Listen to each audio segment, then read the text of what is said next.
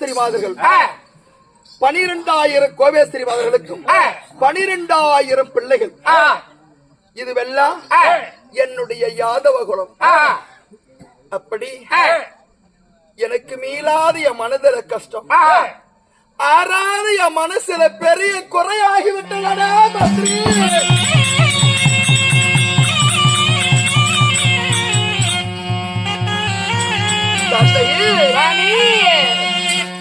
ஐயோ நாங்க காந்தாரி சாபத்தாலே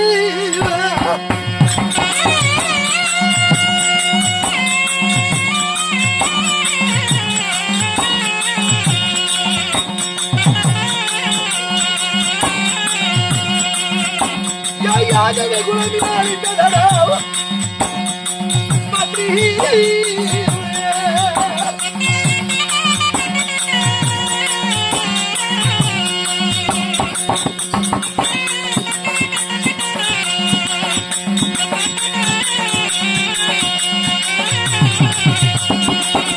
ஐயோ அந்த காந்தாரி சாபத்தாலே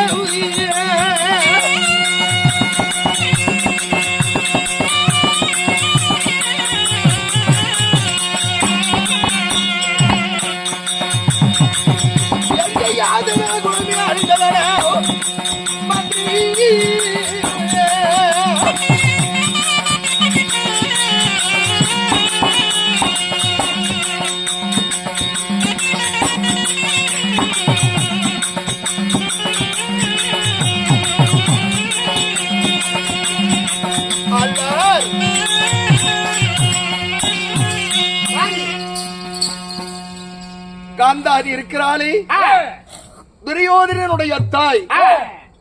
காந்தாரியினுடைய சாபம் எங்க யாதவ குலமே இந்த கண்ணனுடைய வம்சாவளியே. மந்திரி யாவற்றார் பேர்களும் மண்ணோடு மண்ணோடு படித்து கொண்டிருக்கிறார்கள்.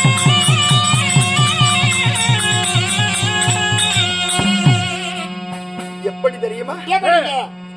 பஞ்ச பாண்டவர்களுக்கும் துரியோதனாதிகள் காந்தாரியினுடைய மக்கள் 100 பேருக்கும் 18 நாளைய பாரத யுத்தம் நடந்தது. அந்த பாரத போரிலே பாண்டவர்களுக்கு சகாயனாக நான் இருந்தேன்.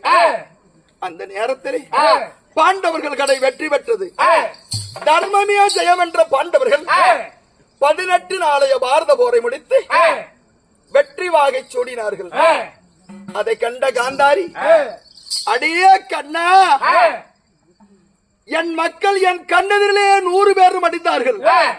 அதே போல உன்னுடைய கண்ணெதிரிலே உன்னுடைய யாதவ குலமே தரைமட்டமாக அழிய போகிறது என்று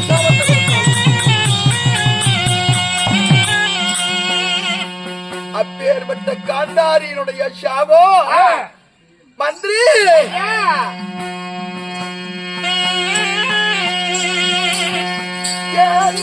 ஜன்மம் கொண்டேனோ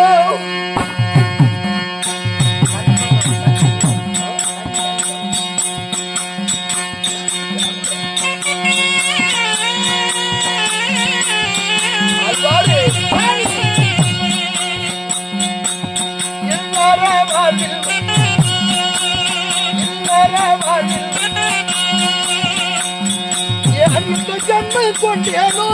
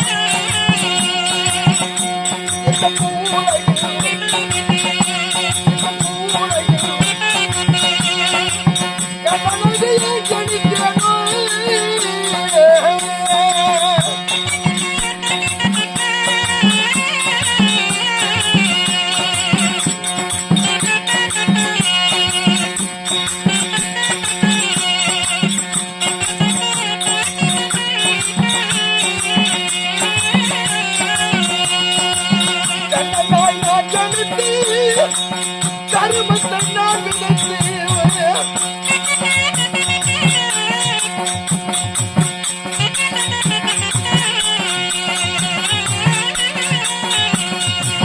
கண்ணனாய் நான் ஜனித்து தர்மத்தை தான் விதைத்தேன்.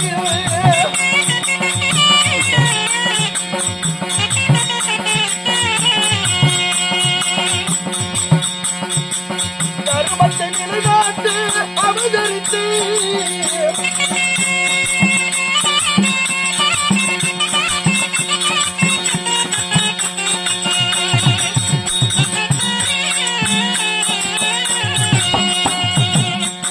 இந்த பூவுலகில் நான் தர்மத்தை நிலைநாட்டு அவதரித்து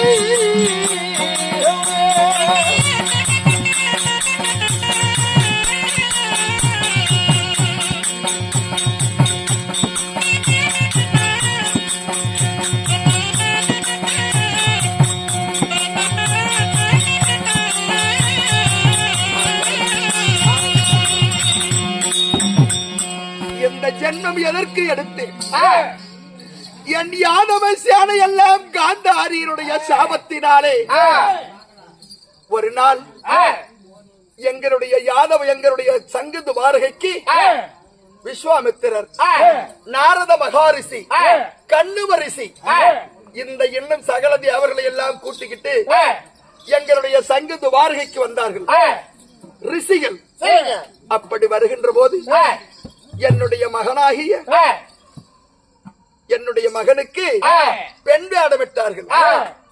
பெண் வேட யாதவ குலம் எல்லாரும் சேர்ந்து என்னுடைய மகனுக்கு பெண் வேடமிட்டு முழுவாத இருக்கிற ஒரு ஆம்பளைய ஒரு பெண் வேஷமிட்டு அந்த பெண்ணு முழுகாத இருப்பதை போல தோரணை செய்து அந்த முனிவர்களிடத்துல கொண்டுகிட்டு போய் நிறுத்துறாங்க. இந்த பெண்ணுக்கு என்ன குழந்தை பிறக்கும் அப்படின்னு சொல்லுங்க அப்படின்னு யாதவ குலத்தோர் எல்லோரும் கேளிக்கையா போறாங்க. அப்பொழுது விஸ்வாமித்திரர் கடு கோபம் கொண்டவர் சாபத்தை கொடுக்கிறார். அவர் தெரிஞ்சுக்கிட்டார், இவன் ஆணாய் இருக்கிறவன் தான், இவன் பெண் வேஷமிட்டு வந்திருக்கிறான் அப்படின்னு சொல்லி இவனுடைய வயிற்றிலே ஒரு உலக்கை பிறக்கும். அந்த உலக்கை பிறந்தால் உங்கள் யாதவ குலமையா அழிந்து விடுபடா என்று சாபத்தை கொடுத்தார். யார் அந்த ரிஷிகள்? அப்பொழுது இதை தெரிந்து அந்த உலக்கையை இடி இடி என்று இடித்து தூளாக்கி அந்த தூளை கொண்டு போய் கடலிலே கரைத்து விட்டார்கள் யாதவர்கள். அப்படி கரைத்தவுடனே அந்த கடல் வற்றியதும் அது வெறும் கோரை பொருட்களாக அந்த உலக்க கோர புல்லா முளைக்குது. அப்படி முளைக்கும் போது என் மகனாகிய பிரத்யுமனை, என் தம்பியாகிய சாத்தகி, இவர்களுக்குள்ளே பெரிய போர் சண்டை நடக்குது.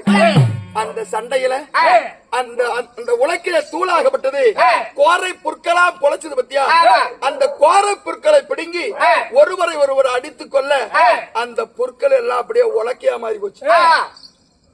யார்? அந்த ரிஷி கொடுத்த சாபத்தின்படி அந்த உலக்கையாக மாறியதை மாறி மாறி அடித்துக் கொண்டு என் யாதவ குலமே அழிந்து கொண்டிருக்கிறார்.